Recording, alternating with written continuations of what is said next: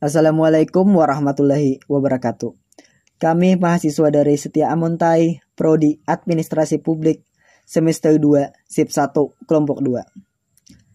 Video ini dibuat dengan tujuan untuk memenuhi salah satu tugas dalam mata kuliah Sistem Politik dengan dosen pengampu Bapak Fakhri Isos MAP. Kami dari kelompok 2 terdiri dari 12 orang anggota.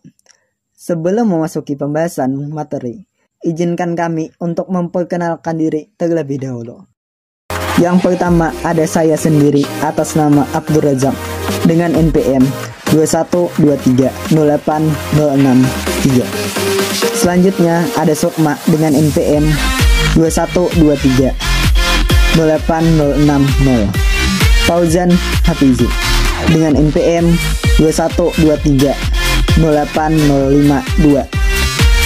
Ehsan Maulana dengan NPM 21238069. Lalu ada Hariah dengan NPM 21238074. Ilma Mahdia dengan NPM 21238070. Erni Latifah dengan NPM 21238071. Salehah dengan NPM 21238055. Raina Hafizah dengan NPM 21238054. Faridati dengan NPM 21238051. Antong Nurhanisah dengan NPM 21238068. Dan yang terakhir Siti Rahimah dengan NPM 21238058. Kami dari kelompok 2 akan mempresentasikan materi mengenai sistem perwakilan politik. Konsep dan pengertian sistem perwakilan politik. Kehidupan politik menggunakan sistem perwakilan politik sesungguhnya sudah dimulai sejak ribuan tahun lalu dalam kehidupan di masa Yunani kuno. Dimulai dengan demokrasi yang dicoba dipraktikkan di masa purba dalam kehidupan di negara-negara polis Yunani tertentu. Format demokrasi dan perwakilan yang dilakukan sangat berbeda dengan praktek demokrasi yang saat ini dipraktekkan di seluruh dunia dewasa ini. Perkembangannya baru muncul puluhan abad kemudian di Eropa setelah lahirnya kesadaran baru yang menandai munculnya zaman pencerahan Larok di abad pertengahan. Pemikiran keempat tokoh khususnya John Locke dan Montesquieu menjadi landasan format bernegara dalam bentuk pilihan politik demokratis.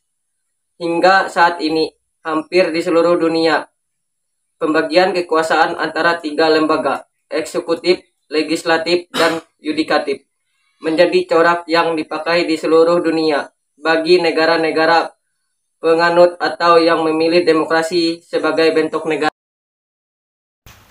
Figur politik, program partai, dan ideologi partai politik.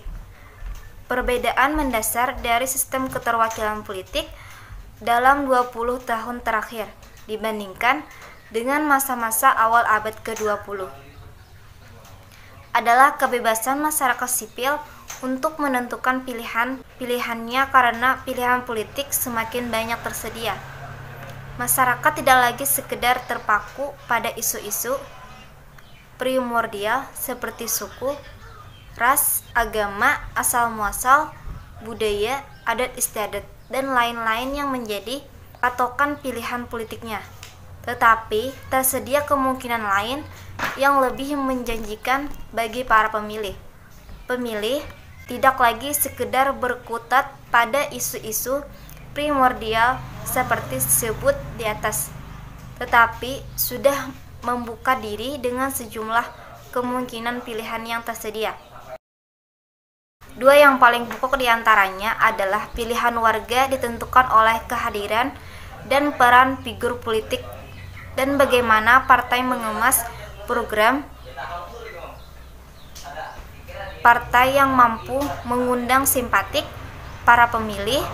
Selain tentu saja masih terdapat isu-isu ideologi partai untuk menentukan keterpilihan, 3 pokok di bawah ini tetap menjadi alasan pemilih ditentukan dunia untuk menentukan pilihan politik bagi keterpilihan sebuah partai, yaitu 1. Kehadiran figur politik, 2.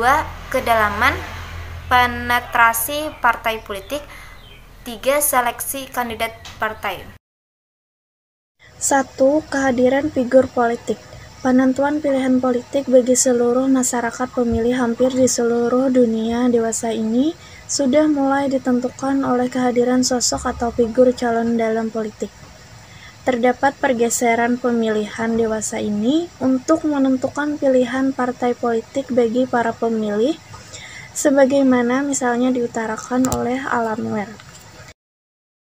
2. Kedalaman penetrasi partai politik. Ada 2 jenis penetrasi yang dimiliki oleh partai terhadap masyarakat, yakni penetrasi yang berciri lemah atau kurang kuat, dan satu lagi penetrasi yang sangat mendalam masuk ke pengenalan luas dari masyarakat terhadap partai tersebut. Alan Ware menjelaskannya demikian. 3. Seleksi kandidat partai. Terkait dengan seleksi kandidat dan kepemimpinan, menurut Alan Ware, kepemimpinan di internal partai tidak terlepas dalam proses penentukan salah satu seleksi untuk pencalonan. Namun, seleksi tersebut, walaupun mengedepankan kepemimpinan seorang calon di tingkat kepengurusan partai, tetap harus mempertimbangkan sejauh mana calon dimaksud mendapat tingkat penerimaan ketika dijual di tengah pemilih untuk dipilih oleh masyarakat. Terkait dengan hal tersebut, Alan Ware menjelaskan demikian. Politik kehadiran sebagai bentuk perwakilan politik. Menurut Phillips, fondasi dasar bagi politik of present atau politik kehadiran didasarkan pada 2 hal, yakni pertama, pengakuan kesejahteraan politik seluruh masyarakat, dan kedua, adanya kontrol politik yang kuat terhadap keberlangsungan politik. 2 prinsip ini menjadi dasar penting bagi politik keterwakilan hingga menuntut perlunya hadir keterwakilan secara langsung di kalangan mayoritas dalam lembaga-lembaga negara. Bagi Phillips, satu-satunya yang bisa memastikan sistem keterwakilan politik setiap pihak atau kelompok, entah berdasar apapun, seperti ras, jenis kelamin, organisasi buruh, persatuan para nelayan, kelompok agama, himpunan suku, dan kelompok kepentingan lain-lainnya. Semua harus berdasarkan pada prinsip politik of present. Keterwakilan itu tidak bisa dititipkan kepada pihak lain yang tidak setara dan tidak sejenis dengan pihak atau kelompok yang diwakilkan. Alasannya, kepentingan mendasar dari pihak yang akan diwakili hanya dipahami dan diketahui persis oleh anggota atau persekutuan kelompok tersebut.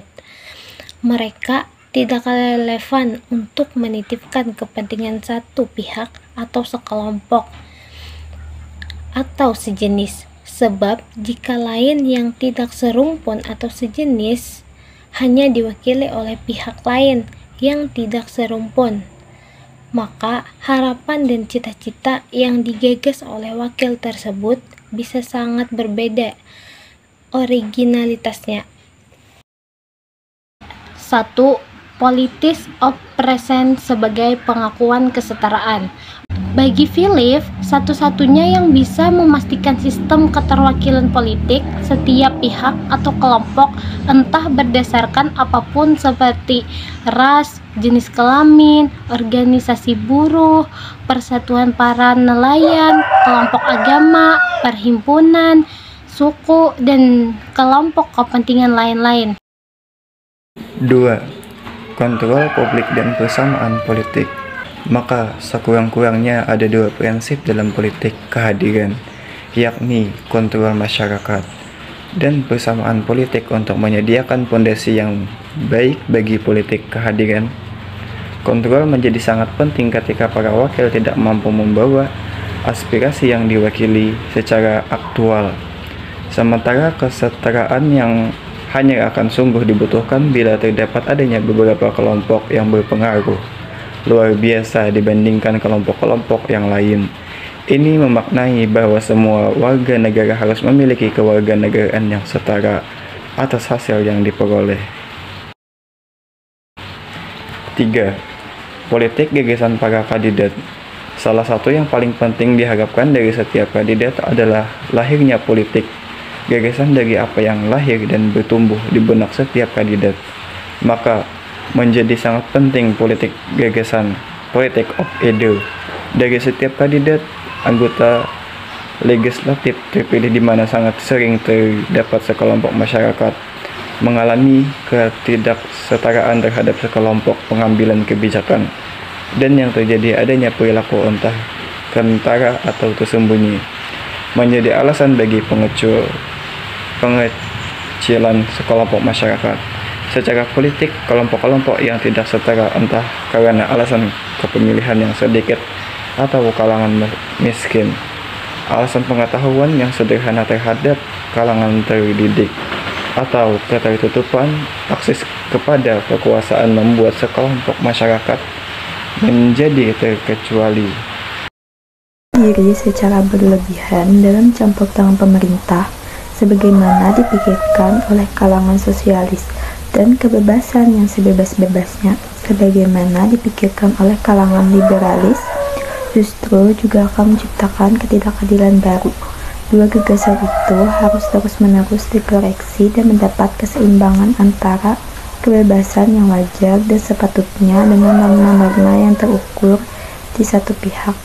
Sementara di lain pihak perlu campur tangan pemerintah untuk kebutuhan publik yang lebih luas dalam batas-batasnya yang wajar, tanpa menghilangkan kebebasan dan pengakuan terhadap martabat individu. Politik of presence dalam pemerintahan mayoritas. Phillips berargumen bahwa alasan bagi kehadiran politik tidak dapat dipandang sekedar pengambilan kesimpulan transparan baik dari kontrol publik maupun kesetaraan publik. Kesetaraan kehadiran, equality of presence, sudah implisit dalam partisipasi politik, namun hal itu tidak serta-merta implisit dalam keterwakilan politik. Liberatur, demokrasi, dan partisipasi mengambil hal itu sebagai titik berangkat ide-ide sehingga kesetaraan politik meliputi derajat kesetaraan dalam partisipasi, dan hal itu mendorong ketidakhadiran yang sistematik kelompok sosial yang khusus sebagai sebuah kegagalan dalam dirinya sendiri secara terang benderang dari demokrasi. Ikatan primordial dalam perwakilan politik. Sudut lain yang menarik ditelisik terkait sistem perwakilan politik adalah lahirnya ikatan primordial dalam politik.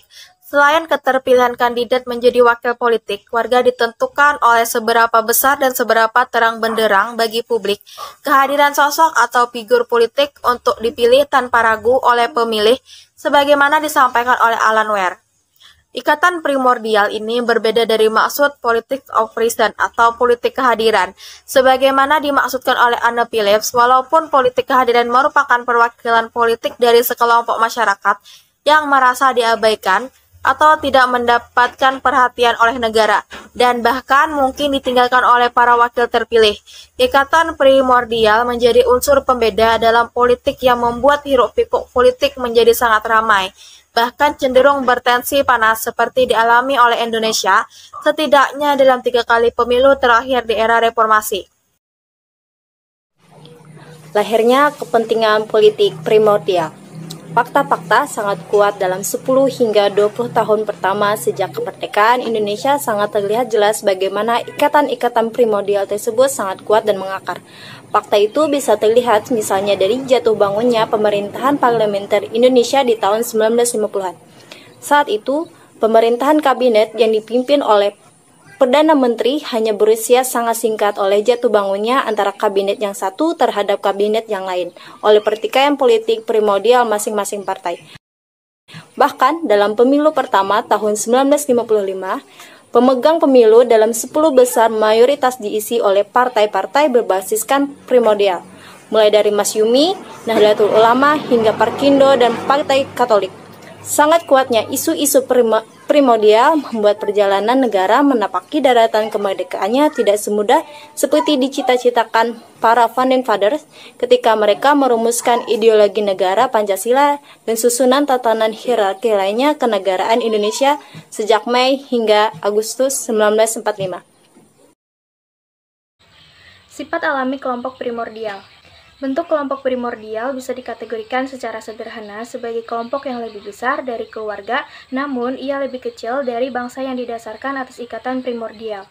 Kelompok primordial didasarkan atas persamaan beberapa nilai dan dapat dikategorikan secara umum menjadi dua, yakni ras, suku, dan agama. Menolak isu primordial dalam politik praktis. Menurut Geertz, penggunaan nilai-nilai primordial dalam politik harus dihindari. Geertz menginginkan agar kesetiaan politik dengan kesetiaan primordial tidak dicampurkan karena merupakan dua hal yang berbeda.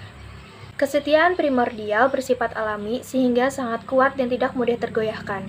Dalam kesetiaan ini, dukungan kepada anggota-anggota kelompok dan nilai-nilai kelompok tidak didasarkan atas pertimbangan rasional tetapi pada pertimbangan emosional dan perasaan. Dampak kelompok primordialis. Nilai primordial yang terkandung dalam agama, ras, atau suku akan membentuk sentimen dan loyalitas primordial yang menghasilkan solidaritas yang kuat di antara sesama anggota kelompok. Solidaritas primordial dalam kelompok, ras, atau suku ditimbulkan oleh adanya persamaan nilai-nilai budaya yang membuat mereka mempunyai cara hidup, pola pikir, dan kepentingan yang sama. Persamaan-persamaan ini membuat mereka bersedia membela kelompoknya dengan pengorbanan apapun. Dalam kelompok primordial atas dasar agama, solidaritas ditimbulkan oleh persamaan keimanan kepada Tuhan dan kepercayaan kepada ajaran-ajaran yang dikembangkan oleh agama. Keyakinan akan ajaran-ajaran agama menghasilkan solidaritas di antara penganut agama yang bersangkutan, yang menimbulkan kerelaan untuk membela agama tersebut dari ancaman kelompok lain dengan pengorbanan apapun. Kesimpulan. Awal pemikiran mengenai lembaga perwakilan dipaparkan oleh J.J. Rossio yang mengemukakan idenya tentang demokrasi sebagai sistem pemerintahan yang layak dijadikan dasar pengelolaan negara. Secara garis besar, pemikiran lebih praktis dengan berangkat dari pemahaman sederhana tentang demokrasi langsung atau direct demokrasi, bahwa pada dasarnya demokrasi langsung adalah bentuk pemerintahan yang paling baik dan paling sesuai dengan kepentingan rakyat. Artinya bahwa keseluruhan kehidupan kenegaraan di dalam rangka mencapai tujuan yang diinginkan sepenuhnya tergantung kepada rakyat